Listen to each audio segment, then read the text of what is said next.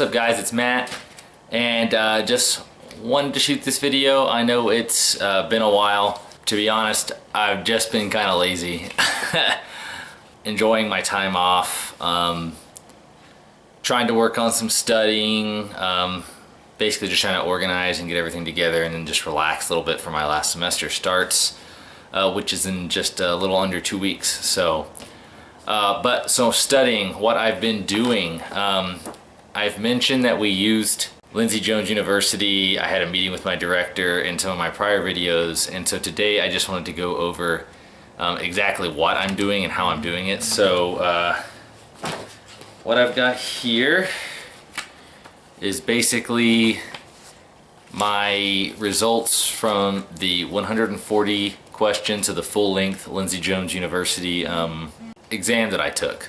So right here, just my results. So I gotten a 66%, which was the equivalent of 93 out of 140. That is just below the threshold for the high cut. 94 is the threshold for high cut. I was pretty close across the board as far as the three types of questions, as recall, application, and analysis.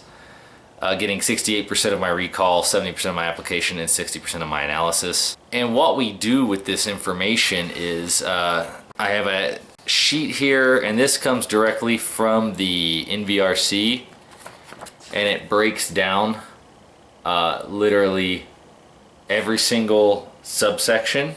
For instance, there's 1A, 1B, 1C, 2A, 2B, 2C, etc. There's a whole bunch of them. And on Lindsey Jones, every time you take an exam, it breaks down also the number of questions that you had in that particular exam in each section and how you did. It's kind of hard to see, but it color codes them on the side. Basically, green means you did pretty well, yellow means improve, red was poor, and then I think black means you actually didn't get any questions in that section.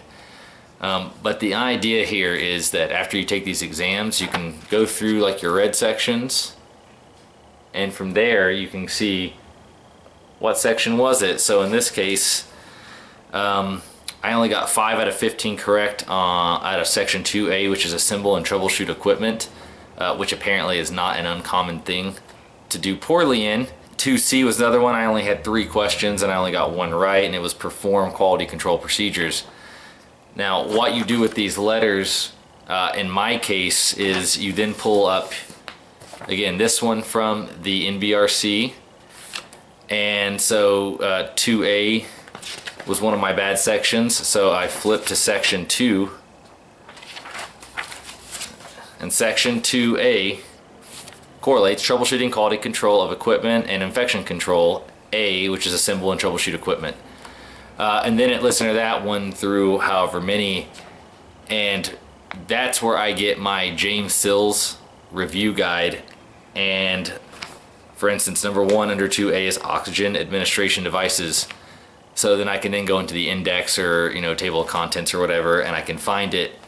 And when you go to the page, you actually see the section number labeled 2A, and so you know you're in the right section. And the plan is to literally review that entire section again. Then before class starts again for me, which is actually on the 17th,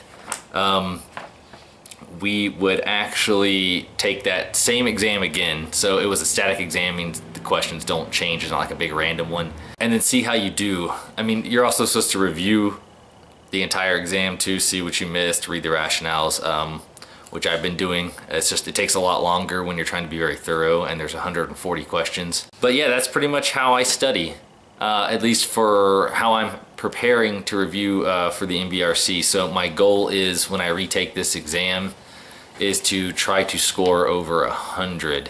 It doesn't seem like that big of a stretch to squeeze out like 7 more right answers, but what sticks, what doesn't.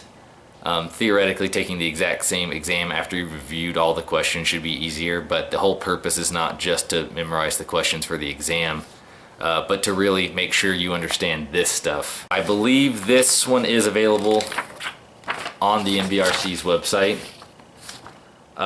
We were given these, so I didn't have to go find that myself, but I believe you could find it yourself. And I think that's a pretty neat way to study in the long run. I will let you guys know when I do retake that exam again how I do. Yeah, so anyways guys, that's all I really wanted to talk about today. Comment on how you're studying, if you're currently studying for the NBRC, if you're using a different program, if you haven't started studying yet. Let me know where you're at. Anyways guys, I hope everyone's having a great break, or if you're in a grind and you're doing like a year-round type session stuff, good luck, and I will talk to you guys soon. Hey guys, real quick, I just wanted to tack this on the end. I realized I didn't really show exactly what I was talking about with my James Sills study review book.